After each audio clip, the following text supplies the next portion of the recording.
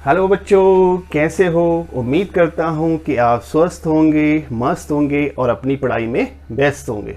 तो मैं हूँ अर्जुन सर और आप देख रहे हैं अपना सुंदर सा प्यारा सा educative informative channel physics bye Arjun sir. तो बच्चों, मैं कोशिश करता हूँ हमेशा कि आपके लिए अच्छी अच्छी वीडियो लाऊं और ऐसी वीडियो लाऊं कि जो भी वीडियो आप देखो वो आपका कंसेप्ट बिल्कुल ऐसा क्लियर हो जाए कि दोबारा जो है आपको उसमें कोई भी प्रॉब्लम ना आए। ये मेरी हमेशा कोशिश होती है। तो मैं जो है वीडियो लाता हूँ एजुकेटिव टॉपिक के ऊपर, एजुकेशन टॉपिक के ऊपर, चाहे वो 9th क्लास की हो या 10th क्लास की हो या +1 क्लास की हो या हो फिर +2 क्लास की। तो एट प्रेजेंट हमारी जो सीरीज चल रही है बच्चों, वो चल रही है +1 क्लास की। चैप्टर है यूनिट्स एंड मेजरमेंट्स। तो इस चैप्टर के ऊपर हम 2 वीडियो जो है ऑलरेडी आपको दे चुके हैं और उम्मीद करता हूं कि आपने वो वीडियो देखी होंगी और जिस हिसाब से आपका रिस्पांस मिला उससे लगता भी है कि आप बच्चों ने मुझे प्यार दिया है, अपना सपोर्ट दिया है और ऐसे ही उम्मीद करूंगा कि फ्यूचर में आप अपना सपोर्ट और प्यार मुझे लगातार देते रहो। और जो वीडियो बच्चों आपको अच्छी लगती है तो आपसे यही रिक्वेस्ट है कि आप उसको जो है एक दूसरे के साथ, अपने दोस्तों के साथ, अपने जो है रिलेटिव के साथ, जो भी पढ़ने वाले बच्चे हैं उनके साथ शेयर करें, ठीक है। और चैनल को सब्सक्राइब करना तो बनता ही बनता है आपकी तरफ से।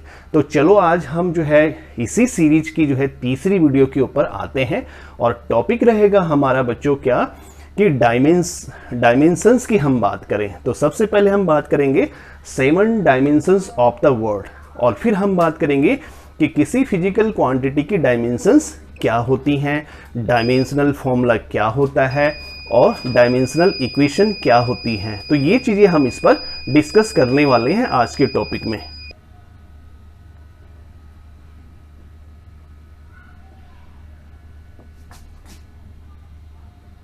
Seven dimensions of the world.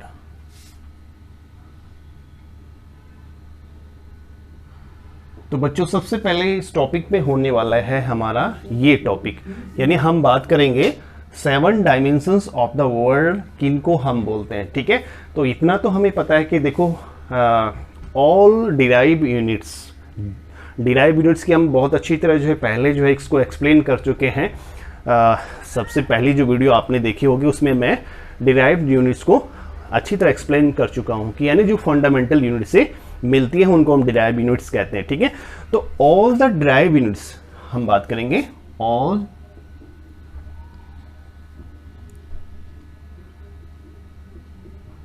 Derived units can be expressed in terms of some combination of fundamental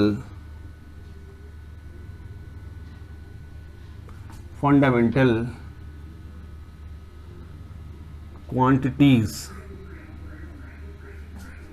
These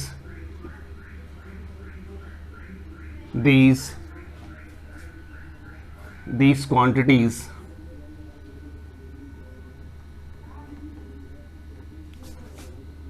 are called 7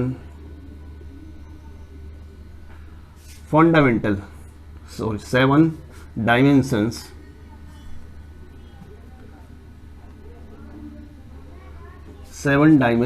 of the word, ठीक है बच्चों। अच्छा, और इनको क्या किया जा सकता है, these are represented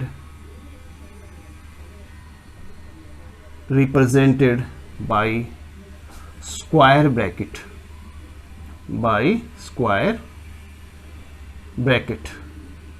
ठीक है, तो कैसे हम बात करेंगे कि जो ये 7 फंडामेंटल यूनिट्स हैं बच्चों, इन फंडामेंटल यूनिट्स का एक सिस्टम होता है, system of some fundamental units होता है, जिनकी हेल्प से हम क्या कर सकते हैं, डिराइव्ड यूनिट्स को एक्सप्रेस कर सकते हैं। तो इन 7 फंडामेंटल क्वांटिटीज को हम क्या बोलते हैं, क्या बोलते हैं हम इनको बच्चों, इनको कहा जाता है 7 dimensions of the world, 7 dimensions of the world कहा जाता है।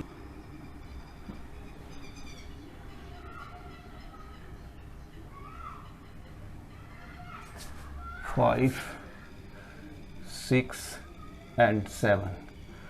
ओके बेटे, these are the 7 dimensions of the world. ठीक है, तो इनको हम 7 डायमेंशंस ऑफ द वर्ड कहते हैं। और इन डायमेंशन का जो एक क्या होता है, क्या एक कॉम्बिनेशन होता है, किसी एक पर्टिकुलर कॉम्बिनेशन का हम यूज करते हैं किसको रिप्रेजेंट करने के लिए, डिराइव क्वांटिटी को रिप्रेजेंट करने के लिए हम इसका जो है यूज करते हैं। ठीक है, जैसे एग्जाम्पल के तौर पे हम बात करेंगे जो वेलोसिटी है, वेलोसिटी क्या है, एक वेलोसिटी एक डिराइव क्वांटिटी है। तो इसका जो हमने इसको रिप्रेजेंट करने के लिए हम क्या क्या यूज करते हैं बेटे, LT-1। ठीक है, तो LT- देखो L क्या है, यहां से हमने जो क्या है डायमेंशन ऑफ द लेंथ है, T क्या है बच्चों, यहाँ T क्या है, डायमेंशन ऑफ द टाइम है। तो इट मींस कि ये एक डिराइव क्वांटिटी है, और किसी डिराइव क्वांटिटी को कंप्लीटली रिप्रेजेंट करने के लिए हम क्या करते हैं, एक system of combination of fundamental quantities का यूज करते हैं। और उन फंडामेंटल क्वांटिटीज को क्या बोला जाता है, 7 dimension of the world. So these are the 7 dimension of the world, dimension of the length L। और एक चीज और ध्यान रखना यहाँ पे कि इनको हम कैसे रिप्रेजेंट करते हैं, एक स्क्वायर ब्रैकेट के साथ रिप्रेजेंट करते हैं, L और बाहर से square bracket, M capital M square bracket. ठीक है, T क्या है, डायमेंशन ऑफ द टाइम, और इसके लिए एक स्क्वायर ब्रैकेट का यूज किया जाता है। ठीक है, तो एक सिंपल सा ये हमने जो है आपको एक कंसेप्ट दिया कि क्या 7 डायमेंशन ऑफ द वर्ड होती है और उनको हम कैसे रिप्रेजेंट करते हैं, और इनका क्या यूज है। इनका यूज है कि हम उसकी हेल्प से किसी डिराइव क्वांटिटी को कंप्लीटली बच्चों क्या कर सकते हैं, रिप्रेजेंट कर सकते हैं। ठीक है, तो चलिए मूव करते हैं नेक्स्ट टॉपिक के साथ। और नेक्स्ट टॉपिक है हमारा dimension of a physical quantity.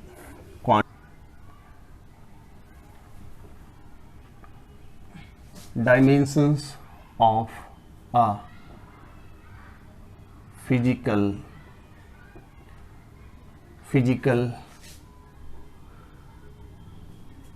Quantity. देखिए, अब हम बात करेंगे बच्चों कि किसी फिजिकल क्वांटिटी की डायमेंशन क्या होती है। ठीक है, तो मैं इसको लिख देता हूं पहले,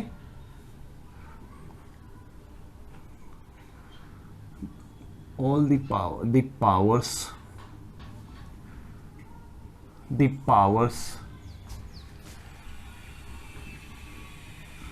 to which fundamental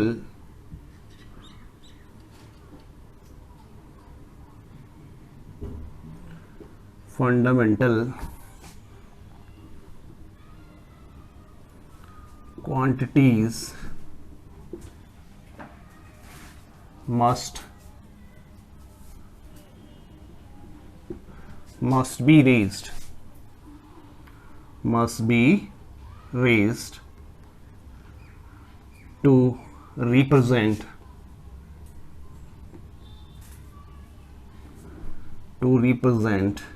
that physical quantity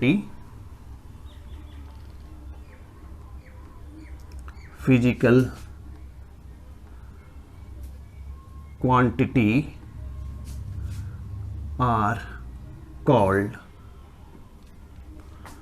dimensions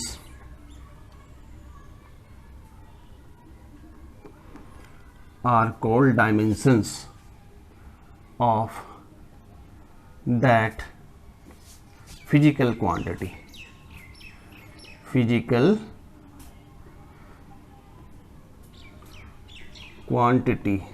ठीक है बच्चों, तो क्या लिखा मैंने, देखिए पहले इसको हम समझते हैं, फिर उसके बाद एक एग्जाम्पल के थ्रू उसको जो है समझने की कोशिश करते हैं। तो what I have written on the board the powers to which means उन पावर्स को हम क्या कहते हैं, उन पावर्स को किसी फिजिकल क्वांटिटी की डायमेंशंस कहते हैं।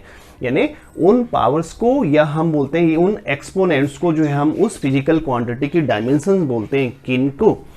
जिनको जो है क्या किया जाता है, विच क्या है, fundamental, to which fundamental quantity, जो किसी फंडामेंटल क्वांटिटीज के ऊपर हम क्या करते हैं, रेज करते हैं। किसके लिए? To represent that physical quantity, उस फिजिकल क्वांटिटी को कंप्लीटली रिप्रेजेंट करने के लिए हम क्या करते हैं कि फंडामेंटल क्वांटिटीज के ऊपर जिन पावर को यूज करते हैं, जिन पावर को रेज करते हैं, वो पावर्स क्या होती हैं बेटे, उस फिजिकल क्वांटिटी की डायमेंशंस होती हैं। ठीक है, जैसे एग्जांपल के फॉर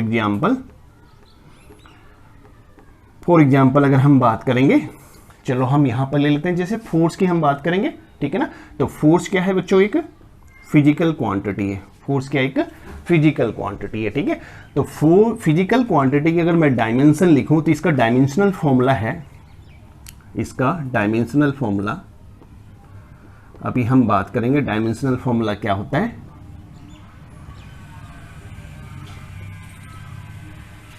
होता है बच्चों इसका ये डायमेंशनल फॉर्मूला MLT माइनस में 2 होता है। ठीक है ना, तो यहां पर m की पावर 1, l की पावर 1, t की पावर -2। तो यहां पर देख रहे हैं आप क्या, मास के लिए जो क्या है, जो डायमेंशंस हैं, यानी 1 डायमेंशंस आर 1 फॉर मास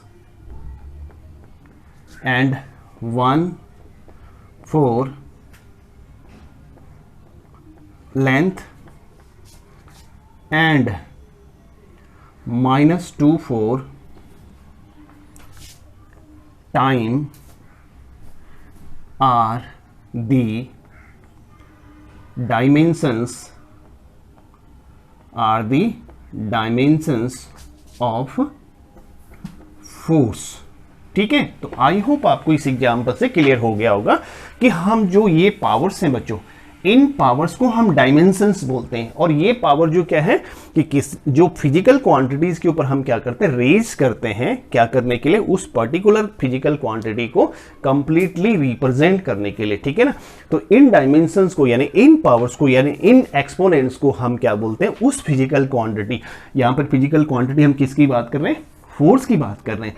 तो फोर्स की ये डायमेंशन होगी 1 मास के लिए, 1 लेंथ के लिए और -2 टाइम के लिए डायमेंशंस होगी। तो आई होप आपको किसी फिजिकल क्वांटिटी, जैसे हम एक बात और करें, जैसे हम वेलोसिटी लिख लें या वर्क डन लिख लें, तो वर्क के लिए क्या होगा, जो वर्क का डायमेंशनल फॉर्मूला होता है, वर्क जो होता है फोर्स मल्टीप्लाई डिस्प्लेसमेंट होता है। फोर्स के लिए क्या होता है, MLT -2, और ये दूसरा हो गया डिस्प्लेसमेंट, यानी उसके लिए L हो गया। तो इसको मैं कैसे लिखूंगा, M raise to power 1, L raise to power 2, T raise to power -2। ठीक है, तो यहां पर 1, 2 और -2, M किसके लिए, मास के लिए, और 2 किसके लिए, लेंथ के लिए, -2 किसके लिए, टाइम के लिए। डायमेंशंस होगी, और किसकी डायमेंशंस होगी बच्चों, वर्क की डायमेंशंस होगी। ठीक है ना, तो आई होप आपको क्लियर हो गया होगा कि डायमेंशंस किसी फिजिकल क्वांटिटी की क्या होती है। अब हम बात करेंगे डायमेंशनल फॉर्मूला। नेक्स्ट है बच्चों हमारा टॉपिक डायमेंशनल फॉर्मूला। ठीक है, हम डायमेंशनल फॉर्मूले को पहले हम समझेंगे कि क्या है ये, और फिर हम एक एग्जाम्पल के थ्रू इसको आपको बिल्कुल अच्छी तरह समझाने की कोशिश करेंगे। ठीक है, तो ये है expression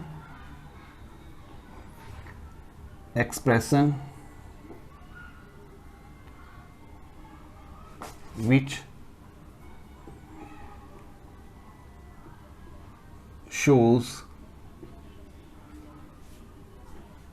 shows how and which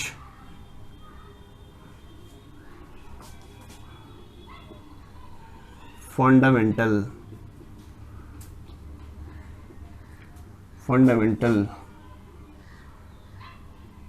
quantities represent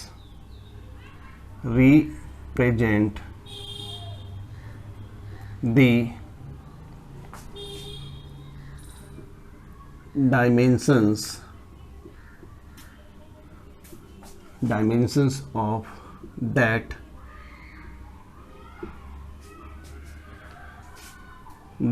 physical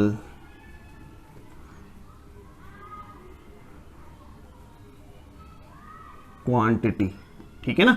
तो देखो क्या है इसका मीनिंग, हमने लिखा कि एक एक्सप्रेशन है, जैसे हमने बात की बच्चों फोर्स की, तो फोर्स के लिए हमने जो डायमेंशनल फॉर्मूला लिखा, तो वो क्या लिखा हमने, डायमेंशनल फॉर्मूला इसका लिखा हमने mLT-2, ये लिखा ना हमने डायमेंशन।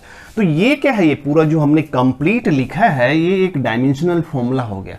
यानी हम डायमेंशनल फॉर्मूला हम किसको बोलेंगे कि एक एक्सप्रेशन हो गया, ये पूरा एक एक्सप्रेशन हो गया जो ये दिखाएगा कि हम वी सोच हाउ, कैसे और किसको, कैसे और किन फंडामेंटल क्वांटिटी, ये देखो ये फंडामेंटल क्वांटिटीज हैं, किन fundamental quantities means how and which fundamental, कौन कैसे और कौन सी फंडामेंटल क्वांटिटीज उस फिजिकल क्वांटिटी की डायमेंशन को रिप्रेजेंट कर रही हैं। तो यहां पर देखो इसकी डायमेंशन 1 है मास के लिए, तो यहाँ पे m उसको रिप्रेजेंट कर रहा है, 1 है उसको लेंथ रिप्रेजेंट कर रहा है, और -2 है टाइम के लिए, यानी उसको टाइम रिप्रेजेंट कर रहा है। तो इट मीन्स ये कंप्लीट आप जो फॉर्म देख रहे हैं this is the dimensional formula. तो dimensional formula it is an expression which shows how and which fundamental quantities represent the dimension of that physical quantity। ठीक है ना।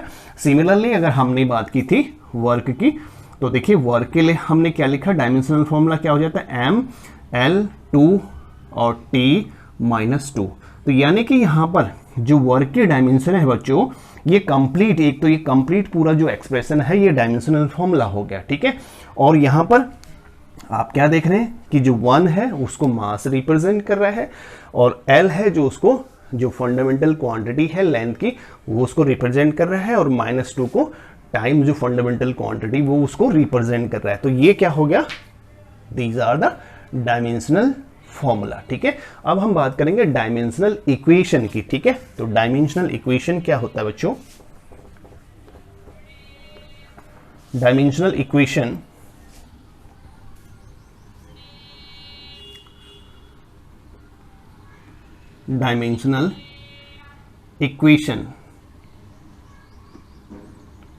देखो डायमेंशनल इक्वेशन मीन्स जब हम किसी फिजिकल क्वांटिटी को इक्वेट कर देते हैं उसके डायमेंशनल फॉर्मूले के साथ, किसी फिजिकल क्वांटिटी को हम उसके डायमेंशनल जो है एक्सप्रेशन के साथ जो है उसको जो है डायमेंशनल फॉर्मूले के साथ इक्वेट कर देते हैं, तो बच्चों वो पूरा कंप्लीट जो बना देता है उसको बोल देते हैं हम इक्वेशन। आपको पता है ना इक्वेशन में एक लेफ्ट हैंड साइड होती है, एक राइट हैंड साइड होती है, और दोनों को सेपरेट कौन करता है, एक इक्वल टू का या एरो का साइन उसको सेपरेट करता है। तो यहां पर हम इक्वेशन की बात करें, जिससे हमने लिख दिया फोर्स।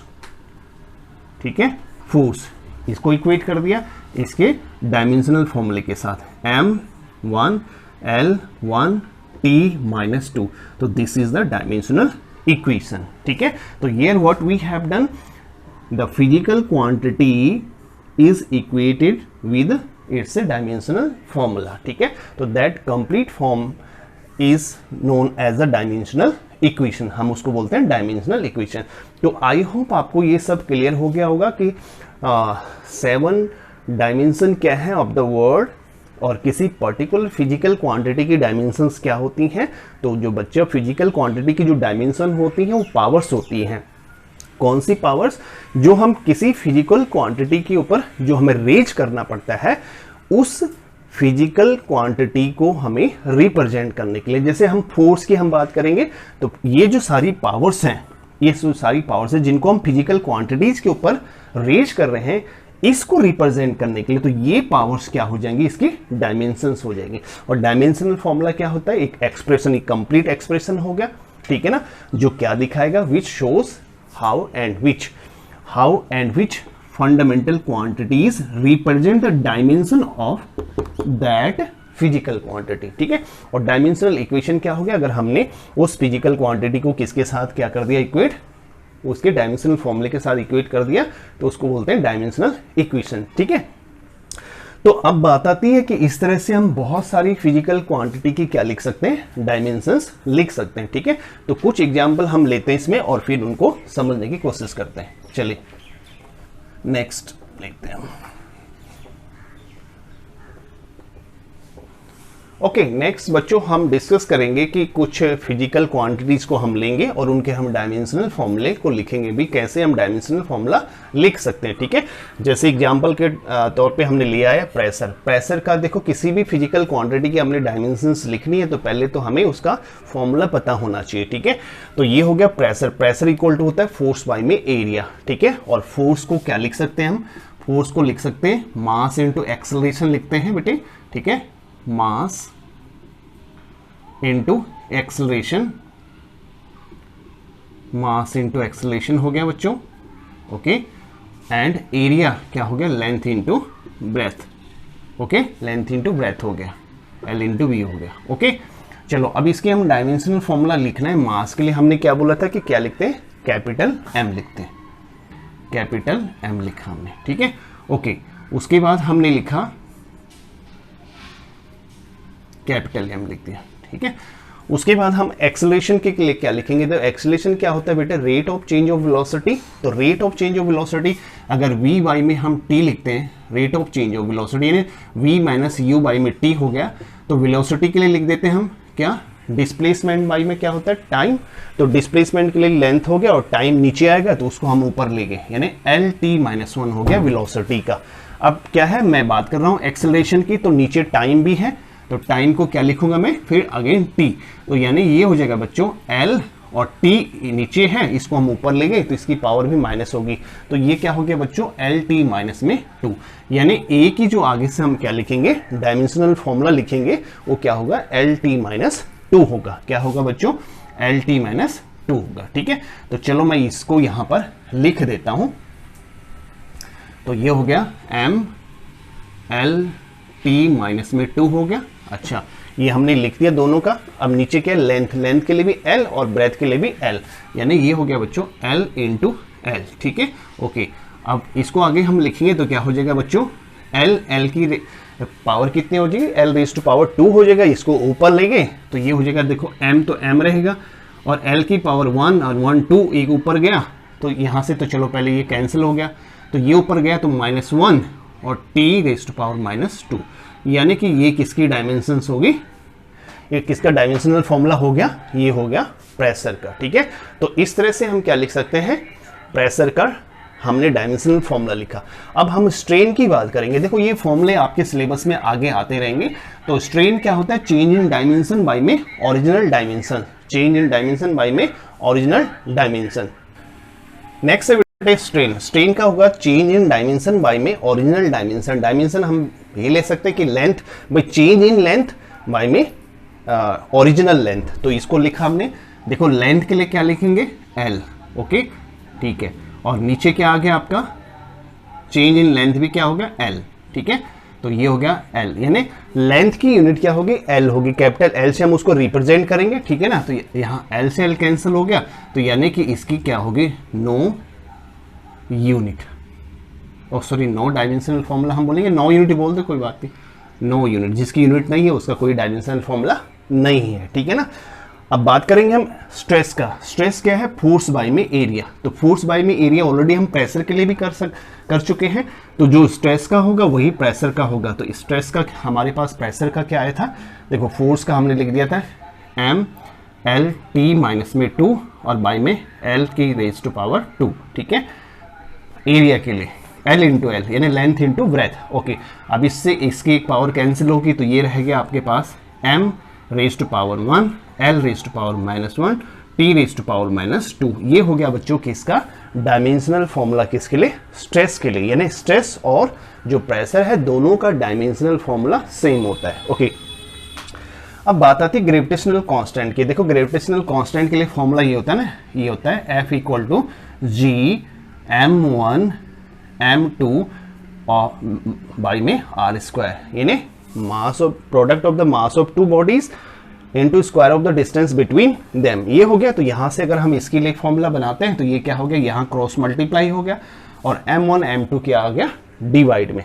तो चलिए इसके लिए लिखते हैं, क्या हो जाएगा, फोर्स का क्या बोला था हमने, MLT माइनस में 2 इसका, और ये डिस्टेंस है, R क्या है डिस्टेंस, तो डिस्टेंस मीन्स L का स्क्वायर हो गया, बाई में मास के लिए क्या हो गया M इंटू M हो गया, ठीक है। चलो अभी क्या हो जाएगा, अल्टीमेट क्या हमारे को मिलेगा, देखो यहाँ से एक M कैंसिल हो गया, इसको ऊपर लाएंगे तो M रेज टू पावर -1 और दूसरा L की पावर 2 ये है और ये है 1, L raise to power 3 and T raise to power कितना हो जाएगा -2। ये हो गया बच्चों dimensions and dimensional formula of the gravitational constant, ठीक है। तो इस तरह से जो है हम क्या कर सकते हैं, फिजिकल क्वांटिटी यानी डिराइव्ड फिजिकल क्वांटिटी की हम डायमेंशंस या डायमेंशनल्स फॉर्मूला हम उसका फाइंड आउट कर सकते हैं, ठीक है ना। तो चलो अब नेक्स्ट यानी अगले सेगमेंट की तरफ बढ़ते हैं और वो क्या है उसकी बात करेंगे हम, different types of variables, different types of variables and constants, ठीक है। Now we will discuss what are the different types of variables and different types of constant, ठीक है। First we will discuss about the variables, the types of variables। तो the types of variables are of 2, ठीक है। तो variables की बात कर रहे हैं हम, वेरिएबल्स देखो वेरिएबल्स में भी क्या हो सकते हैं, डायमेंशनल वेरिएबल्स हो सकते हैं या डायमेंशनल लेस वेरिएबल्स हो सकते हैं, यानी ऐसे वेरिएबल्स हो सकते हैं कि जिनकी डायमेंशंस हमें पता होती है या जिनकी डायमेंशंस होती है, या ऐसे वेरिएबल्स होंगे जिनकी डायमेंशंस होती ही नहीं है, ठीक है ना। तो एग्जाम्पल के तौर पे क्या है, जैसे फॉर एग्जाम्पल हम बात करेंगे पहले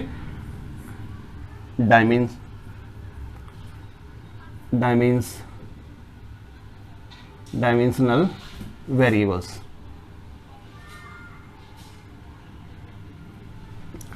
तो these are those variables which have dimensions, जिनकी क्या होती है, डायमेंशंस होती है। तो ऑल जो डिराइव क्वांटिटी है, फोर्स की हमने बात की, प्रेशर की हमने बात की, हम वर्क की हम बात कर रहे हैं, ठीक है। हम बात कर रहे हैं जो है चाहिए वो हम बात कर रहे हैं स्ट्रेस की हम बात कर रहे हैं, ठीक है ना। तो there are so many derive quantities, बहुत सारी डिराइव क्वांटिटीज आपको मिल जाएंगी जहां पर हम बोलेंगे कि उनकी वैल्यूज वेरिएबल होती रहती हैं बट उनकी क्या है, डायमेंशंस है, ठीक है ना। तो बार बार हम जैसे हम एरिया की बात कर रहे हैं तो एरिया का एक वेरिएबल जो है, वेरिएबल डायमेंशनल क्या हो गया, डायमेंशनल टाइप हो गया। तो एरिया कैसे, जैसे एरिया की हमने क्या लिखी, डायमेंशंस लिखनी, तो क्या होती है इसकी लेंथ इनटू ब्रेथ होता है, तो L रेज़्ड टू पावर 2 हो गया। यानी हम इसको कैसे लिख सकते हैं, इसको यानी M0 L2 और T क्या 0, ये किसकी जो है डायमेंशनल फॉर्मूला हो गया बच्चों, एरिया का हो गया। तो इसकी क्या है, यहाँ पर इसकी डायमेंशंस होती हैं, तो ये कैसा वेरिएबल हो गया, डायमेंशनल वेरिएबल हो गया, ठीक है। नेक्स्ट हो गया सेकेंड,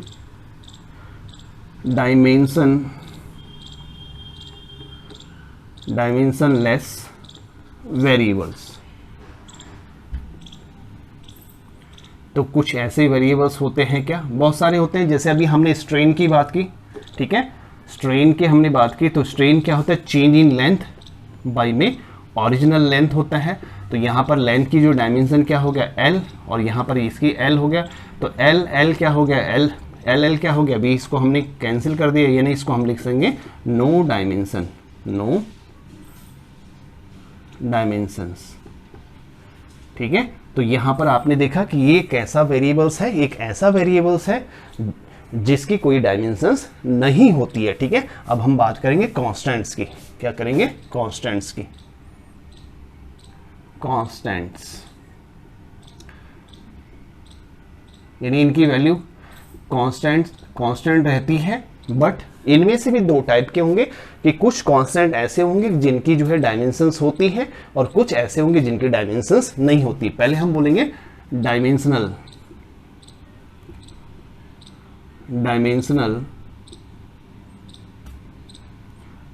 कांस्टेंट, तो बच्चों यहाँ पर अभी हमने बात की थी, देखो ग्रेविटेशनल कांस्टेंट की जी, ठीक है। तो जी ग्रेविटेशनल कांस्टेंट है, ये क्या है, एक कांस्टेंट है और इसकी डायमेंशंस होती है। इसकी डायमेंशंस हमने कैसे निकाली थी, देखो क्या होता है कि फोर्स की होती है mLT-2, ठीक है, इन हो गया था L ने L रेज़ टू पावर 2 और M रेज़ टू पावर 2, ठीक है।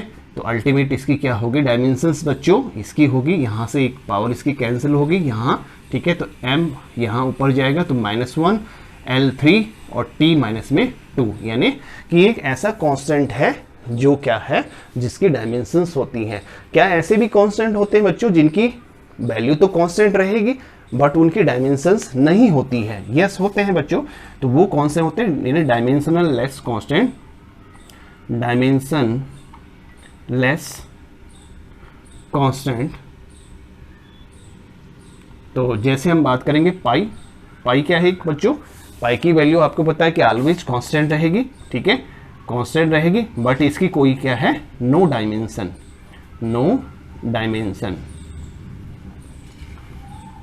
ठीक है। तो ये तो थे क्या बच्चों, different types of variables and constant, ठीक है। तो उन पे हमने डिस्कस किया, तो ये आई होप आपको क्लियर हो गया होगा।